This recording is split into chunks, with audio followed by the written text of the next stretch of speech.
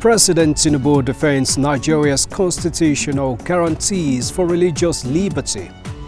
And new service chiefs, what next after change of guards in Nigeria? Hello and welcome to Executive Recap on NTA. We need half an hour with you to bring you a recap of the activities within the presidency in the outgone week, and of course with fresh perspectives to the issues. I am Musbat and Wahab. Thanks a lot for joining us.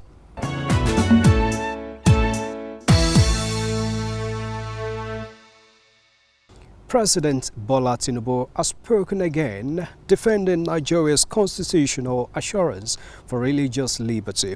In a statement personally issued by him, the president insists that Nigeria stands firmly as a democracy where the constitution guarantees freedom of the citizens to choose their religion. He clarifies that since inception, his administration has maintained an open and active engagement with Christian and Muslim leaders alike and continues to address security challenges which affect citizens across faiths and regions. A quote from the statement now, as President Tinubu says, "The characterization of Nigeria as religiously intolerant does not reflect our national reality, nor does it take into consideration the consistent and sincere efforts of the government to safeguard freedom of religion and beliefs for all Nigerians." He goes on to say, "Religious freedom and tolerance have been a core tenet of our collective identity and shall always remain so. Nigeria opposes religious persecution and does not encourage it." End of quote. The president says Nigeria is a country with constitutional guarantees to protect citizens of all faiths. The president assures that his administration is committed to working with the United States government and the international community to deepen understanding and cooperation on protection of communities of all faiths.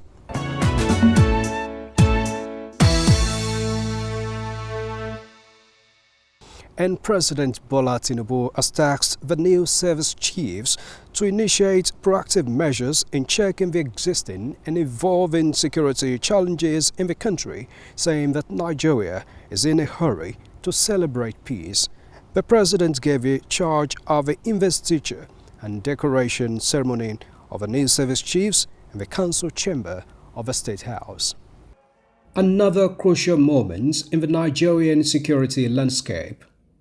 The Commander-in-Chief, just a week ago, nominated General Olufemi Oluyede and other service chiefs to replace the General Christopher Musa-led service chiefs. The Senate gave their endorsement after a screening process, but then their new positions required new ranks for the task. Olufemi Oluyede, hitherto a lieutenant general, is now a general to coordinate the entire defense staff. Major General Odiendeye, who retains his position as the Chief of Defense Intelligence, is now a Lieutenant General. Major General Waidi Shaibu from Kogi State is promoted to the rank of Lieutenant General to lead the Nigerian Army. Idi Abbas from Kano State got new rank of Vice Admiral as the Chief of Naval Staff, while Sunday Kelvin Aneke from Enugu State is now the Air Marshal to lead the Air Staff. That Nigeria is making advances in the war against various forms of insecurity is well acknowledged severally. President Tinubu appreciated the progress made in limiting the activities of the enemies of state and commended the sacrifices of officers and men of the armed forces as well as that of their spouses in ensuring security of lives and properties of Nigerians. But for the Commander-in-Chief, nothing could be more gratifying for Nigerians than a total victory against all forms of insecurity. Challenges remain. Security threats are constantly evolving, constantly mutating.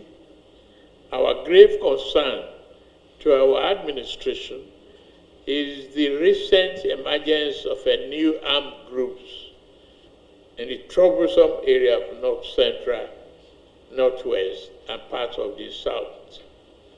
We must not allow this new threat to fester. We must be decisive and proactive. Let us smash the new snakes right in the head. I charge you, as the head of our nation's armed forces, to carry out your duties with patriotic zeal Nigerians expect result and not excuses. We are in a hurry to celebrate peace. Work with other security agencies and defeat this enemy once and for all. We need to clean them up, clear them out. I promise to provide all support you need to get the job done. Thank you very much. And the support, as well as that of the National Assembly, the new service chiefs are counting on as they promise to strengthen synergy and strategies to continue to guarantee an enabling environment for socio-economic development and gains of democracy. I want to assure Mr. President and all Nigerians today that we'll do our utmost best to ensure that we rid Nigeria of all forms of criminality and make Nigeria safer so that socio-economic endeavors can thrive. We pledge our loyalty to Mr. President, and we assure you that we'll continue to support the flourishing democracy and support all your government aspirations to make Nigeria better.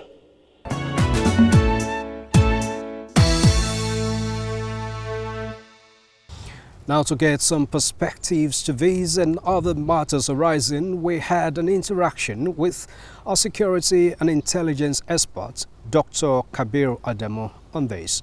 Here is it. Dr. Kabir Adamu, thank you so much for obliging us on this. The pleasure is mine. Thank you for having me. Sure. Now, President Tinubu gave a new charge sounded like a marching order to the new service chiefs that we have in the country. What's your reaction to those words coming from the Commander-in-Chief? Commendable. The Commander-in-Chief is the highest ranking military personnel, even though not operative, but constitutionally he is the Commander-in-Chief of the Nigerian Armed Forces. And when a Commander-in-Chief issues directives, orders, it shows first political will. It also galvanizes every strategic, operational, and tactical asset within the Nigerian military establishment to say, this is the direction I want. And I was quite delighted, although it is probably the 8th of such directives we'd had, but this is the most recent, especially with regards to these new service chiefs. Our prayer is that that directive will be picked by the administrative machinery around Mr. President. In normal governance cycles, this is what should happen. They should pick that directive and turn it into actionable items. In other words, governance is about measuring performance. So the administrative team around Mr. President, and to be very clear, I'm talking of the Chief of Staff to the President, the Secretary to the Government of the Federation, and to an extent, the Office of the National Security Advisor. They need to pick that directive, turn them into actionable items, and develop key performance indicators that they can now send out to the various. There are 4 organizations within the military establishment. Right. The Chief of Defense Staff, the Army, Navy, and Air Force, and then the Defense Intelligence Agency. Each of them will have an aspect to play to contribute to that, the achievement of that directive. So the key performance indicators will be spread across them, and then they should now periodically measure the performances in terms of monitoring and evaluation. That's the only way that we'll see a meaningful implementation of the presidential directive. Okay, I like these suggestions that you are bringing up, and then you mentioned the fact that this is the number 8 of such orders coming from the Commander-in-Chief. That's so significant. Now, With the well-acknowledged progress made so far in fighting insecurity, talking about terrorism, banditry, and even kidnappings in parts of the country, and the efforts put in by the federal government, what would you say has not really made this sector to record the necessary or the most desired results so far? Cohesion, synergy within the national security. The president talked about that. And I'm very, very delighted that he spoke about it. But for the issue to change so that the challenges associated with that synergy are addressed, the president will have to do a little bit more. In the national security enterprise, there are 29 ministries, departments, and agencies. The military is just 4 of those 29. The other 25 are non-military organizations. And if you look at the root causes of our challenges, time will not allow me to go into all of them, but the most significant one that I would like to mention that everybody seems to agree on is our porous borders. The military has no responsibility in protecting our borders. It is the customs and to an extent the immigration that have that responsibility. Unfortunately, we are not the type of searchlight that we are casting on the military, we are not casting on the customs and immigration. So this is, I think, where the president would need to move ahead. The same way he interacts, he engages with the military, we expect to see that level of engagement with the other security agencies. Periodic engagement where he's able to measure their performance. Like I said, he has an institutionalized Executive Order 13. But in terms of the implementation of that output of the CDCU, I think the president hopefully, as we would probably hopefully do more, where the CDCU produces the performance evaluation and says a certain ministry is not doing very well, Mr. President should go ahead and either call that minister to order. Remember there is a performance bond signed between the minister and Mr. President. And that performance bond says, if I'm not doing well, kick me out. Yeah. If I'm doing well, praise me. So I think Mr. President hopefully would need to implement the recommendations of the CDCU and its reports. Now, apart from the presidential angle, directly to these service chiefs, what do you personally expect them to do in a new way to achieve better results? Number one, manage expectations. I think the expectations on them is huge. The president has said it clearly. He wants this decade-long challenge to end. Now, he addressed them. But I think they would need to, in a very diplomatic way, without, of course, as military generals, they cannot go against a presidential directive, but they need to also find a way to remind Mr. President that the responsibility is not theirs alone. They also need to remind Nigerians that the responsibility is not theirs alone. Like I mentioned, there are 29 MDAs, and the forefathers of our constitution, those who crafted our constitution, did not intend for the military to play the primary role in internal security. Our challenge is one of internal security. It's not external aggression, which is the core mandate of the military. This is purely internal security. So the military's role is actually secondary here. Number two, the equipment and training requirement within the military. There is a lot of gaps at the moment. One of my greatest disappointments at the moment as a Nigerian is the fact that our military in the front line are still moving around in soft-skin vehicles. In simple terms, if you want to win a war, you must equip your military. Right. In a soft-skin vehicle, if I hold an AK-47 and shoot at them, they are going to die. With regards to the Air Force, till date, our monopoly of the airspace is not being challenged. I know there is a lot of propaganda, misinformation out there, but we still have monopoly over the airspace. And I must sound a word of caution. This monopoly of the airspace that we have is not going to last forever. If we look at trends in the Sahel, these bad guys are already acquiring air assets. So very soon they may start challenging that monopoly that we have. So the earlier we take advantage of that monopoly, the better. And this is specifically to the Chief of Air Staff, the new one. I mean, think about it, 50 guys on a motorcycle or 150 of them. Think if you just drop 130 on them, you are eliminating, a significant number of bad guys. And sometimes they move across 50 kilometers in the northeast, in the northwest. So it's very easy if we take advantage of that. So clearly, the equipment and training deficit within the military will have to be addressed as number three is welfare. Things around payment, allowances, rotation. Some of them have been there for up to 4 years, 5 years. You can't expect the best for a soldier that you've deployed to the front line for up to 4 or 5 years. They must look into that critically.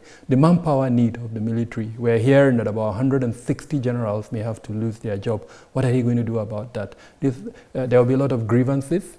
We're losing persons that we've trained, and that it's actually time for us to get from them, and we're losing them. So they must find a way to tap from that. There are think tanks that they can create. That's what the world over happens. I know that the alumni of Defense College, there is also the NIPS, but specific think tanks that would support the military. These guys can give a lot to our country if we harness what they have, and they must not hold official positions to do that. So we need to think of a way to put them together so that we can harness and benefit from their wealth of experience. Exactly. Thank you so much. And now, closely related to this is what is going viral now, coming from the United States. President Donald Trump, who was threatened military incursion into the country to fight terrorists and all of that. And President Tinubu has actually reacted to that. What do you make of these threats? I think that that threat is a threat that should be taken seriously. But beyond that, our reaction should have been better. This issue didn't start today. Those who follow me on my social media platforms will know I've been raising attention on the matter. I have made publications severally on it.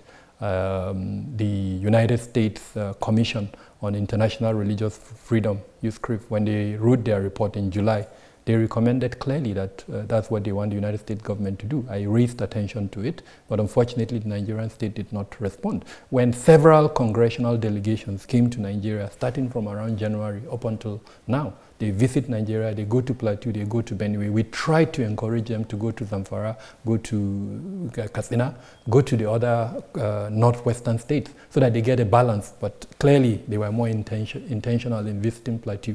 Now, we authorized that visit. We should have, as a condition to granting them their visa, say they must go to Zamfara and Katsina.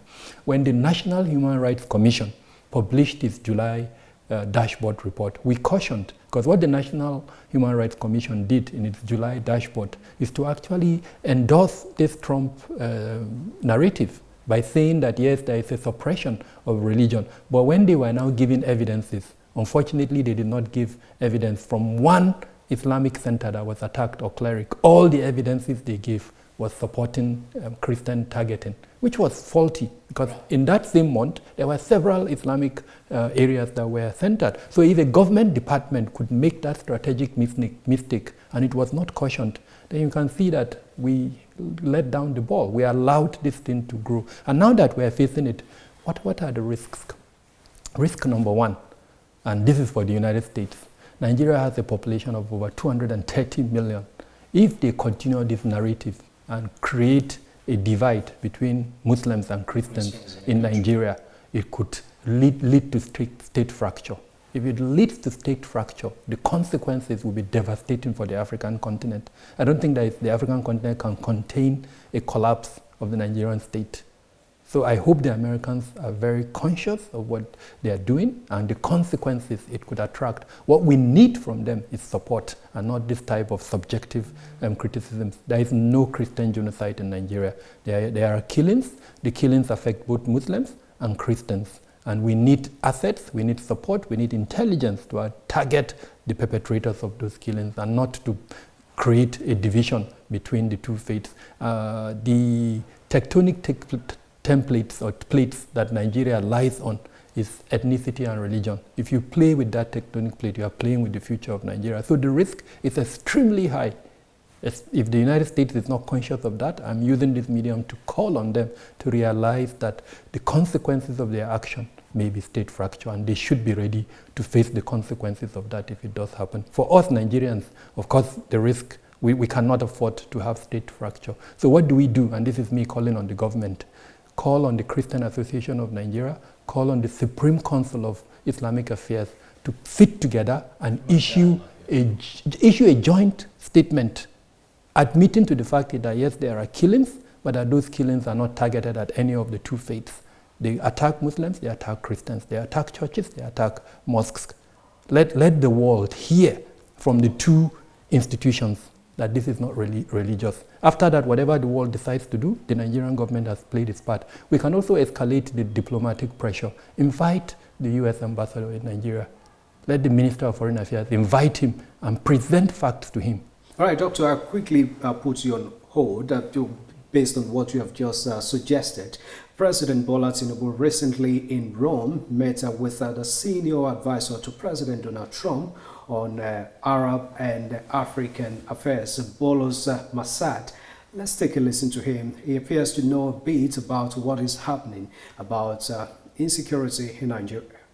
What's happening today in the Sahel region and in the Lake Chad basin is of extreme concern to all of us, not just people in the sub-region, but to the entire world, to Europe and the United States and the entire world.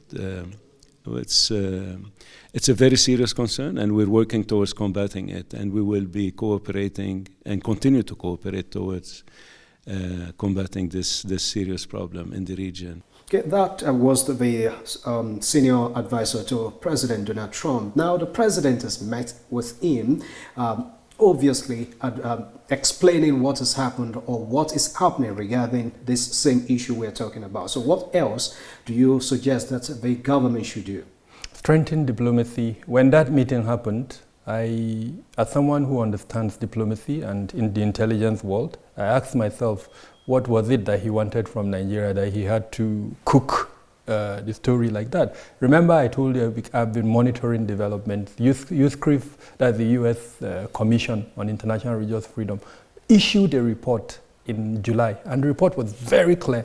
They alleged that the state, Nigerian state, is allowing persecution of religious followers. They also alleged that the Nigerian state was not preventing targeted attacks at religious worshippers. They were very clear, and because of that, recommended categorization of Nigeria under the country of particular concern, CPC. So if a government department can issue such a report, and then several senators, congressmen in the US will now submit bills and motions asking for that, I already know that it's a done deal. So for an advisor to now come and mention that, I just knew he was playing along. It was diplomacy. He wanted something from our president, and he said that to prepare the way for him to have a conversation from our president. So we need to strengthen diplomacy. It is unfortunate. I don't have a better way to put this, that we still don't have ambassadors in strategic missions. If we had ambassadors, it would have helped reduce the consequences of this. But be that as it may, let's use what we have. Like I did recommend, we can invite the American ambassador, present facts to him, and then, whatever he does with the facts, we've done our part. Number two, we also need to allow our congressmen to play the role, of the interparliamentary dialogue that they have. We have a US-Nigeria Commission. Let's also use that platform to engage. And of course, I think it would not hurt us if there is a direct conversation between the two heads of state, between President Bola Ahmed Tinubu and President Trump. A phone call hopefully would help reduce this tension, and for the president to reassure his counterpart that there is no Christian genocide. Yes, there are gaps, and I must say the president is doing a lot to reduce the security challenges in the country. If you pick the Renewed Hope agenda and all the things he's been able to implement, it's work in progress. And I must say, as someone who has set up a private firm that is monitoring security trends, from June this year up until now, we've seen a reduction in security incidents. We deserve that commendation from our ally, the United States, and not criticism of the manner that we've seen. Dr. Kabir Adel, thank you so much for your perspectives on the program. Thank you for having me.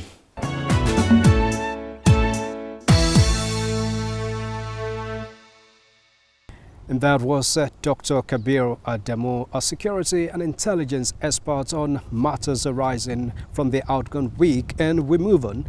In other matters, Nigeria and Denmark are hoping to expand their scope of partnerships through public-private partnership arrangements. President Bola Tinubu received a founder of Bestseller Foundation, a Danish private investors in the State House.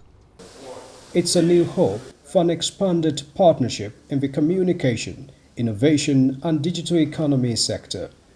The minister got a prospect for an improved collaboration as he led the founder of Bestseller Foundation to the president. The Bestseller Foundation already has presence in cultural and sporting sectors in Nigeria, but the founder acknowledges that the Tinubu's administration's reforms are opening up new investment opportunities in the country. We really admire your country. We admire the reform that you have taken the leadership of your country, and we understand that this is no easy task, but it's meaningful work, and we definitely applaud that from afar. And this is also what is a part of our sincere interest in coming here and seeing what we can do. We clearly see opportunity, we see the talent, we see the creativity. Some of it, we admire in our daily life in Denmark, whether it's music, whether it's fashion. We want to be a part of what we believe are a great time ahead for your country. This indication is a welcome development for President Bola Tinubu, as he says his government is ready for any partnership with specific interest in youth development. And particularly innovation and digital economy and cultural value and sporting is one of those aspects of Nigeria that we are trying to nourish, and we will partner with you. I promise that. President Tinubu adds that various reforms instituted by his government are geared towards maintaining the status of the country as the giant of Africa. Nigeria prides itself in the continent, and we believe that it is only here that we can energize the growth and inclusiveness of prosperity in our continent. If we don't partner with people like you, we will have failed. We are looking forward to a prosperous, rewarding future for both of us. We're speaking to Denmark, but also quite a number of investors in Denmark to invest in our fiber optic network, where we're putting $2 billion US dollars. The government is investing 900, and that's already done. But we're getting private investors to also top up that money. So that's largely where we are pushing to ensure we can secure further funding. The Bestseller Foundation founder is the richest man in Denmark and largest landowner in Scotland.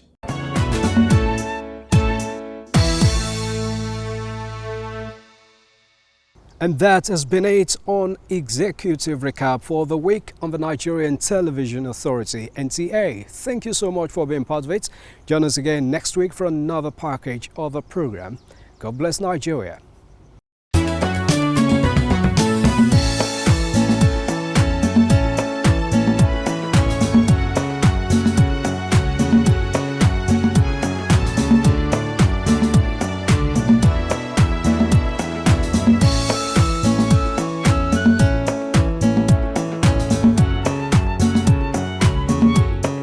Confidence is there. Hope